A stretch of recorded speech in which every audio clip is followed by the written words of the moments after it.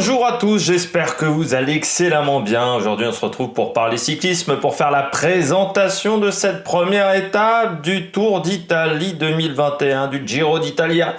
Avec une étape qui va partir de Turin, un contre-la-montre assez court. On étudiera bientôt, bien entendu, le profil. Je vais faire une phrase en français. On fera attention à la météo également sur le parcours. Stratégie, bon, aujourd'hui ça va être un petit peu simple. Et puis je vous donnerai un petit peu mes favoris pour cette étape numéro 1 et pour donc prendre le premier maillot rose de ce Giro 2021. Et pourquoi pas le conserver plusieurs jours selon le profil du coureur. Première étape, donc Turin. Avant de voir le profil, n'hésitez pas à vous abonner, c'est très important pour améliorer la visibilité de la chaîne. N'hésitez pas également à mettre un pouce bleu, à réagir dans les commentaires si vous êtes d'accord, pas d'accord avec moi, à mettre vos favoris pour cette première étape. N'hésitez pas à vous abonner également à la chaîne, ça je l'ai déjà dit, à mettre un pouce bleu et à partager cette vidéo si vous pensez qu'elle peut intéresser votre entourage. Première étape, donc tout de suite le profil Turin. C'est pas extrêmement compliqué hein, comme vous le voyez, c'est très court. Au niveau de la carte en fait, on prend très vite le long des quais de la rivière du fleuve le Pô. Donc on va prendre les quais d'un côté, on va faire un aller, on va prendre un pont et on va revenir dans l'autre sens.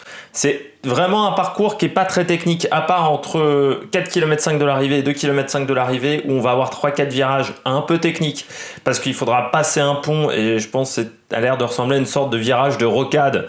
Donc ça peut être un petit peu technique et faire un petit peu attention.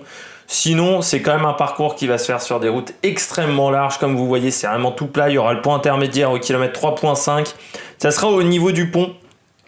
Et donc l'arrivée, voilà, c'est vraiment tout plat cette journée. Ça va convenir aux spécialistes. Il y a peu de changements de rythme en plus, parce qu'on va avoir 3 à 4 relances grand maximum.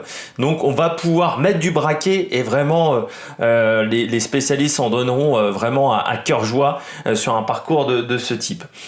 On va pas plus s'étendre sur le profil de l'étape. On va partir sur une nouvelle partie dans les vidéos présentations qu'on ne faisait pas auparavant. On va revenir un petit peu sur l'histoire. Alors, Turin est une ville assez importante pour l'histoire de l'Italie, mais également pour l'histoire du Giro. On a eu 45 arrivées du Giro et on y est passé je crois quasiment une centaine de fois de ce que j'ai vu sur Pro Cycling Stats.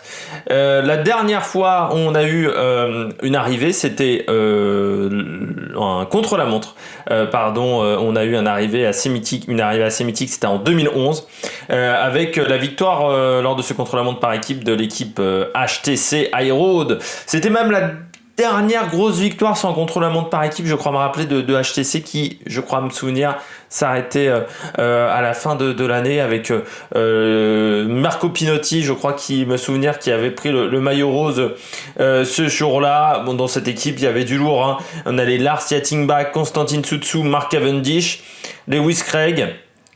On avait également Alex Rasmussen, Patrick Grech, František Rabon, Mark Renshaw. Donc voilà, c'était une très très belle formation. Ils avaient battu l'équipe Radio Shack avec notamment Robbie McEwen, Max Shadow, Robert Hunter, Philippe Deniam et Popovic, et Lali Kougaz de Nibali qui avait fini 3e sur cette journée. Christophe Lemaivel, qui avait fini 30e avec l'équipe Garmin. On avait voilà, c'était le cyclisme de cette époque-là. Peu de Français au départ de ce Giro 2011.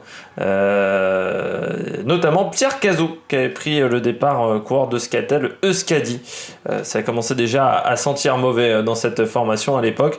On a également une arrivée assez importante pour les Français. C'est en 82 avec l'arrivée du Giro et la victoire de Bernard Hinault. C'était la première victoire du Français du blaireau. Qui a gagné ce Giro avec une petite avance de 2 minutes 30 et qui avait forgé sa victoire également sur ce dernier contre-la-montre. Donc le profil, vous l'avez vu, c'était pas très technique avec l'arrivée le long du Pô. On passe à la météo et là du côté de la météo on va avoir un petit peu plus d'importance avec le vent qui va être de face dans la deuxième partie du parcours et de dos dans la première portion. Faire attention également au niveau du pont, il sera de côté. Ça sera un vent quand même assez fort. Selon la chaîne météo, on est sur un vent aux alentours de 40 km/h en après-midi et qui devrait diminuer en soirée. Ça veut dire que je pense qu'au fur et à mesure des départs, on pourrait avoir un vent moins important au fur et à mesure de la journée. Donc peut-être qu'il sera intéressant de partir dans les derniers pour avoir un peu moins de vent. Ça peut être une stratégie. Pour l'instant, je n'ai toujours pas la liste de départ. J'aurais bien voulu vous la donner, la liste des départs des favoris, mais je pense que ça réfléchit énormément dans les équipes et que pour le moment, on nous l'a pas donné. Du côté des températures, aux alentours de 19 degrés, pas de pluie, donc vraiment des conditions hors le vent qui vont être parfaites. C'est faire toujours attention avec le vent également pour les petits gabarits, avec les roues lenticulaires. Ça peut être un petit peu problématique.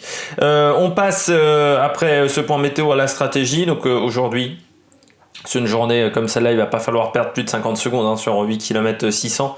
Sinon, ça sera vraiment une très mauvaise performance. Déjà 50 secondes, c'est pas une très bonne performance, mais alors au-delà de 50 secondes, ça sera vraiment pas très bon sur les spécialistes. Il faudra faire attention au départ, ne pas partir trop fort pour garder pas mal d'énergie sur la deuxième partie du parcours, là où devraient se faire les différences, vent de face normalement entre les coureurs. Et je me posais la question également, est-ce que sur un parcours comme ça, on a si peu de relance sur la majorité du parcours, est-ce que le monoplateau ne peut pas être intéressant également au niveau technique? Est-ce que embarquer deux plateaux peut avoir un intérêt? Est-ce que le monoplateau serait pas plus intéressant sur un parcours comme cela? Parce que les changements de rythme seront quasiment inexistants sur tout le parcours. On passe du côté des favoris. Du côté des favoris, pour moi, il y aura bien entendu Rémi Cavagna qui a l'air d'être en très grosse forme ces dernières semaines, notamment sur le Tour de Romandie. On n'oublie pas également le petit Joao Almeida, parce que lui il veut jouer le général, mais il est également très très bon sur le contre-la-montre. J'ai mis Filippo Ganna, même si ces derniers temps Filippo Ganna, notamment sur le Tour de Romandie, ça n'a pas été la folie sur les derniers jours, ces derniers jours de course. Et puis ma grosse cote, comme vous le savez toujours, j'ai décidé de mettre Victor Campenaerts, qui utiliserait un monoplateau et qui arriverait à faire la différence grâce à une force assez incroyable. Bon, j'y crois pas des masses non plus à Victor Campenaerts. J'espère que vous avez aimé cette vidéo. On fera bien entendu le débrief de cette étape ce soir. N'hésitez pas à réagir dans les commentaires, vous abonner à la chaîne, enfin à mettre un pouce bleu également. Et puis nous, donc on se retrouve ce soir pour parler de cette étape numéro 1.